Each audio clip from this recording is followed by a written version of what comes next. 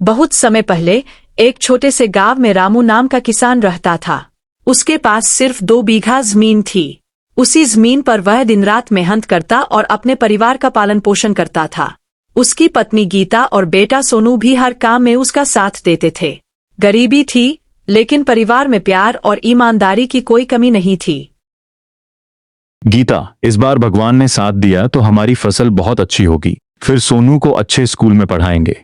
भगवान मेहनत करने वालों का साथ जरूर देता है, हमें उम्मीद नहीं छोड़नी चाहिए।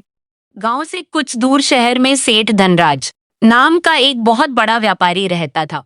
उसके पास करोड़ों की संपत्ति थी, लेकिन वह गरीबों को तुच्छ समझता था। गरीब लोग कभी अमीर नहीं बन सकते, ये लोग सिर्फ मदद मांगना जानते हैं। कुछ ही दिनों बाद गांव में भयंकर सूखा पड़ गया। खेत सूख गए, फसलें बर्बाद हो गईं। रामू की सारी मेहनत एक पल में खत्म हो गई। घर में खाने के लिए भी कुछ नहीं बचा। रामू, अब क्या होगा? घर में अनाज भी खत्म हो गया है। चिंता मत करो, मैं सेठ धनराज से मदद मांगता हूँ। शायद वह हमारी परेशानी समझ जाए।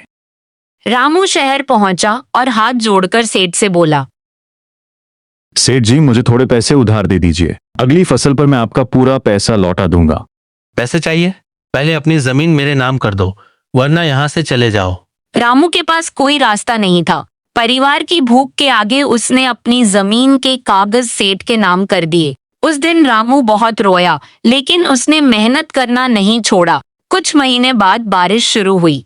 गांव फिर से हरा भरा हो गया, लेकिन इसी समय सेठ धनराज के व्यापार में भारी नुकसान हो गया। उसके गोदाम में आग लग गई, माल बर्बाद हो गया, व्यापार ठप पड़ गया। कुछ ही महीनों में करोड़पति सेठ कर्ज में डूब गया। हे भगवान, मैंने कभी नहीं सोचा था कि मेरे साथ भी ऐसा होगा।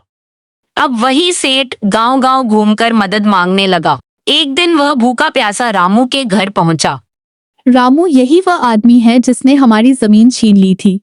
गीता, बुराई का जवाब बुराई से नहीं देते, पहले इन्हें खाना खिलाओ। रामू, मैंने तुम्हारे साथ बहुत अन्याय किया था, फिर भी तुमने मेरी मदद की। रामू की बातें सुनकर सेठ का दिल बदल गया। अगले दिन उसने पूरे गांव के सामने अपनी गलती स्वीकार की। इतना ही नहीं, सेठ ने किसानों की मदद के लिए बिना ब्याज का कोष बनाया। अब वह हर जरूरतमंद किसान की मदद करने लगा। रामू ने फिर अपनी जमीन पर खेती शुरू की। उस साल उसकी फसल पूरे इलाके में सबसे अच्छी हुई।